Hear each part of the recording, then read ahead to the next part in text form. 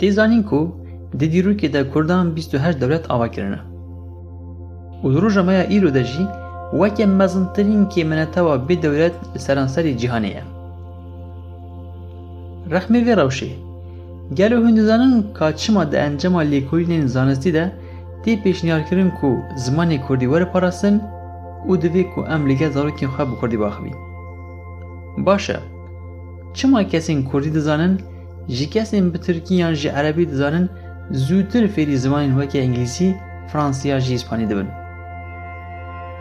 Zankoya Harvard ya ku li seranserî cîhanê bi pilayê yekem tê zanîn, di nivîs û weşanên xwe de Kurd û pêşiyên Kurdan rawêj dike.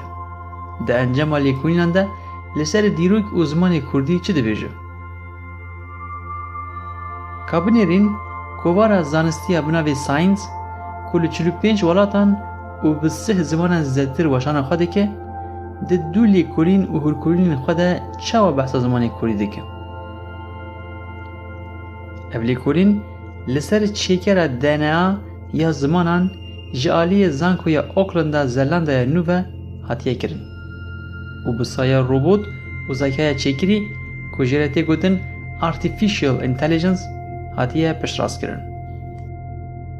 Di encama van lêkolînan de zanyaran piştrast kirin ku zimanên weke İngilîzî, İspanî, Hindî, Portugalî, Rûsî, Almanî, Fransî, İtalî, Urdî û Farsî ku li cîhanê herî zêde pê têne xaftin, ji herêmên ku çandinî lê hatî destpêkirin peyda û li cîhanê belav bûne.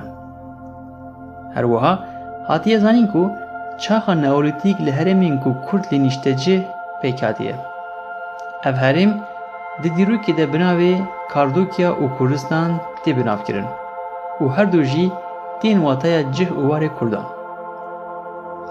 Li gorî encamên lêkolîna DNA ya çandiniyan, tê gotin ku çandinî cara yekem li qerecdaxa Amedê pêk hatiye. Kurdan, ev ziman li herêmên derdora Amedê afirandine, piştre heya Rûsya, Ukrayna, Yunan, Ewropa, Rojhilata Navberast û Hindistanê belav kirin. Zanyar li ser mikur hatine ku ev zimanê çandiniyê zimanekî aştiyane bû. Ji vî zimanê ku pêşiyên Kurdan li cîhanê belav kirîn, gelek zimanên weke ku me berê çendekî qala wan kirî û bi dehan zimanên weke wane hatine çexdan. Ji ber sedema koka wan, kesên ku bi Kurdî dizanin dikarin ji kesên din hêzantir van zimanan fêr bibin. Mînakek wê ew e ku ji Kurdên me yên derbasê Ewropa dibin, evên ku hinek li ser ziman fêrbûnê radiwestin û hinek gramera wan heyî, bi lez ji kesên din jî zûtir fêrî zimanan dibin. Her wiha têzanîn ku kesek Kurdî dizane dikare bawayek hêsan û bi lez Farsî fêr bibe.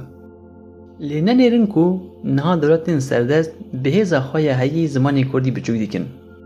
Lê zanyar bawayek zanistî didin xuyakirin ku Farsî koka xwe ji Kurdî girtiye. Mînak, Serokkomarê Berê Îranê Mehmûd Ehmedînecat ku zanyareke û li zankoyan wanayan dide, li sala 2006an daxaftinek xwe ya li Wîlayeta Kurdistanê de daye diyarkirin ku serekaniya çand û zimanê Farsî ji Kurdistanê ye. Lê mixabin di roja me ya îro de Kurdî yekê ji zimanên ber bi wandebanê vediçe. Ji ber vê çendê hinek ji çareseriyên pêşîlêgirtina li wandebûna vê zimanê me yê binirx, ew e ku em bi zarokên xwe re bi Kurdî baxivîn, danûstandinên rojane bi Kurdî bikîn û di kîjan mercan de bi rêyeke perwerdeya zimanê xwe bibînin.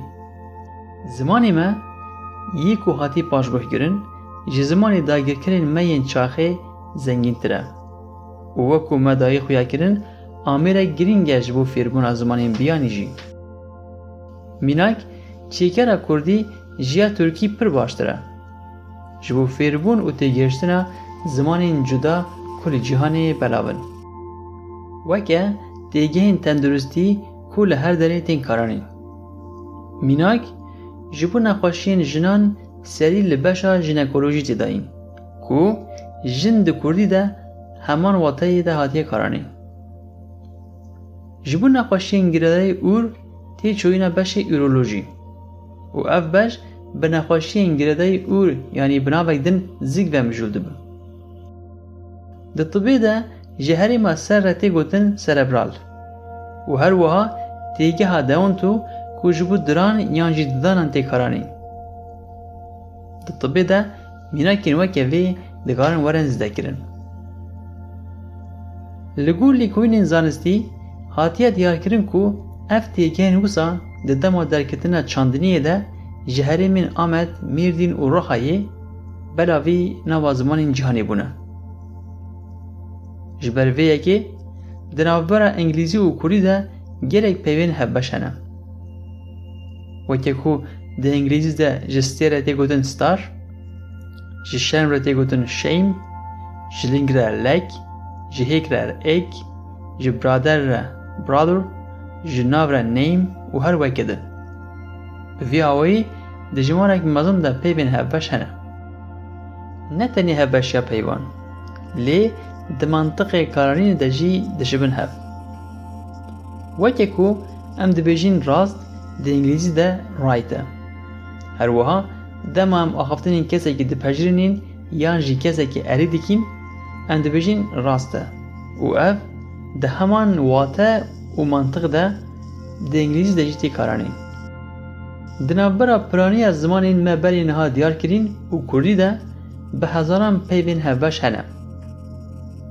Ev nayê wî wateyê ku wekî gelek kesên zimannenas û bi nêzîkbûnek faşîzane dibêjin ku Kurdî ev peyv ji wan zimanan girtine. Lê berûva jî vê koka van peyvên hevbeş û navdewletî tên karanîn di demê afirandina zimanê çandiniyê de jî ji aliyê pêşiyên Kurdan ve hatine karanîn û pişt re beravê cîhanê bûne.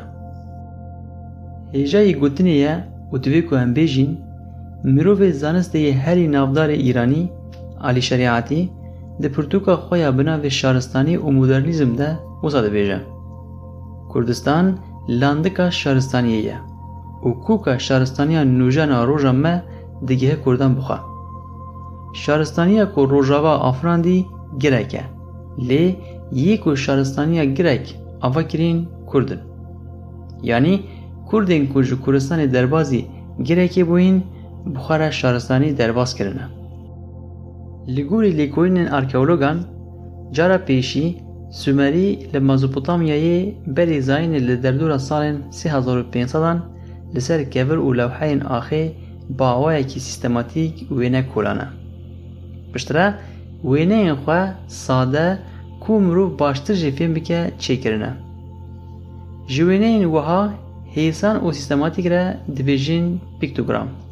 Ji ber ku Sümerî wêneyên xwe li ser heriya şil û bi kam çi nivîsîne, temamiya wê ji aliyê arkeologan ve baş nehatiye xwendin û fêmkirin. Piştî salên 3000-an Sümerî piktogramên xwe henekî din pêşxistine û wek nivîsîn li ser lewheyên ji axê hatî çêkirin yên biçûk nivîsîne.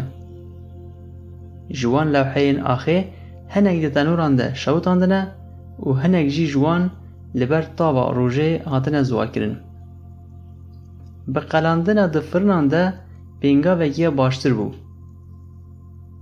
Wek nimûne dema wêneya rojê bê çêkirin, divê wiha sade û hêsan be ku ji aliyê her kesî ve bê naskirin û zanîn. Baş e, li ser vê mijarê zankoya li seranserê cîhanê di pileyên yekemîn de yanî zankoya Harvard ya li Amerîka çi dibêje? Di pirtûka ji aliyê Profesör Dr. Mehdan Arîzadî ve hatî nivîsîn û li zankoya Harvard weke pirtûka waneyan têkaranîn de di beşa bi navê Kurd de bi cihdayîna wergîra tabelên Sümerî ev tiştên gotin. Dibêje ku Sümeran li ser tabelan nivîsandine ka ji ku derê çand û şaristanî girtine. Dema em hûrkulînê li ser van tabelayan dikîn, dibînin ku Sümeran şaristanî û zanîn ji Kurdistanê girtine. Tişta ku li ser zêde kirîn ew bû ku derbasî nivîsê kirine.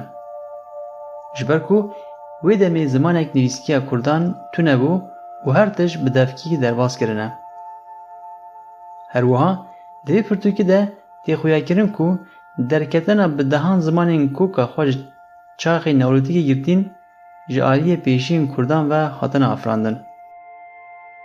Ev jî nêrîna Dr. Kamuran Berwarî didi piştrastkirin ku dibêje sedemê başnehatina famkirin ya zimanê Sümerî û depên yanî tabelên bi Sümerî ji aliyê lêkolînera ve ew e ku ew lêkolîner bi Kurdî nizanin.